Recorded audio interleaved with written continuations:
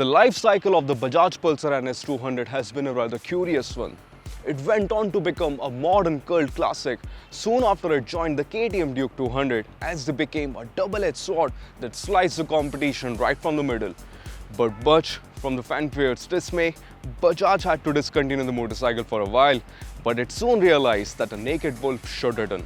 Fast forward to today, and what we have here is the updated NS200. And this is the most significant, the biggest upgrade that it has received ever since Bajaj let off its leash. So, the naked wolf has become even more menacing thanks to the addition of upside-down forks and a couple of other nifty upgrades. But we are in modern times now. It is not 2013 when the Pulsar NS200 was first launched. The jungle has become even more formidable now, with even more prowling predators. So will the updated naked wolf survive in this modern world?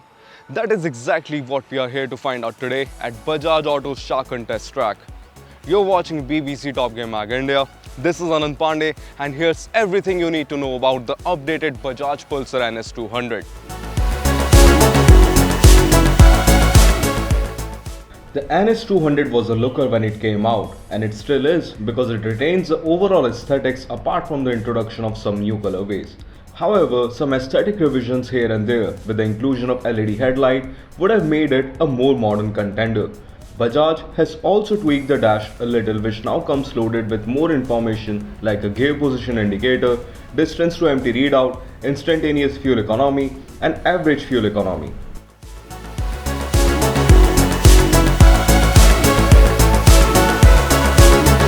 So I've just ridden the updated NS200 out on the test track, and boy, the addition of the USD forks and the overall weight reduction of around 3 kilograms has introduced a newfound lightness to this already flickable motorcycle. Now don't get me wrong, the NS200 was already sort of a benchmark in its segment as far as handling is concerned, but the new additions have certainly upped the ante by a fair margin.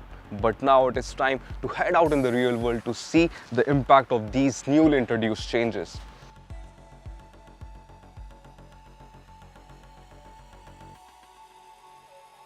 On the engine front, the Pulsar NS200 is still powered by the same 199cc single-cylinder liquid-cooled engine that puts down 24.5 PS at 9,750 RPM and 18.7 Newton meters of torque at 8,000 RPM. Now you aren't alone. Even I wake up in the middle of the night wondering why Bajaj is still selling so many Pulsars at the same time. But the thing is, each and every Pulsar there is in the market has its own character. Take the NS200 for instance, which remains the enthusiast choice to this day, given its high-revving nature. Now the only thing worth mentioning on the engine department thing is that the new Pulsar NS200, now that is OBD2 ready.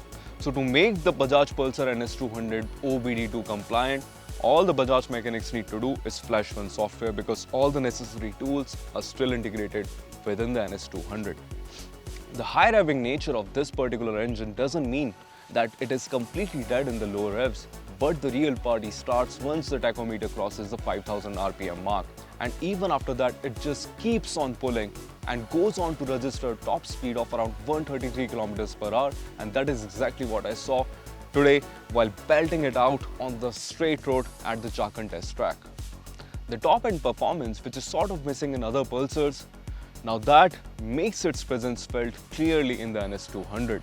But refinement is one department where the NS200 should have definitely improved in its past 1 decade of existing in the Indian market, because we have seen in some modern day Pulsars like the N160, the P150 or the N250 for that matter, that Bajaj has reached a respectable level of refinement, and that is sort of missing on the Pulsar NS200 because the vibrations now they start to make their presence clearly felt on the foot pegs as well as on the handlebar as soon as you cross 6000 RPM on the tachometer.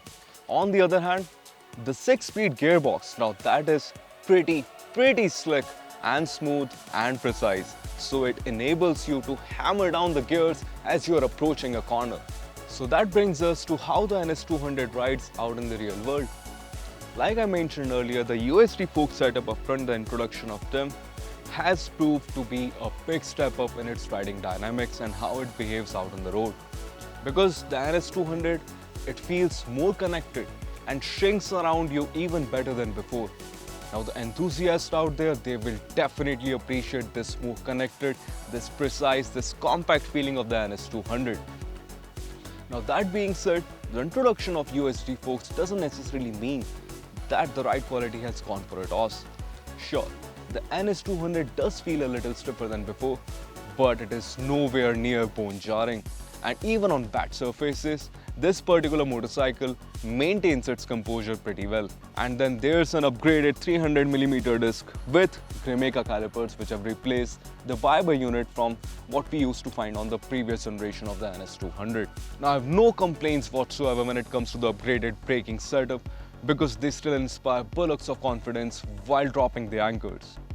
To conclude things, the NS200, it dearly needed this upgrade, but on the flip side of it, this particular motorcycle, now it deserved a lot more in what we could call it its second generation.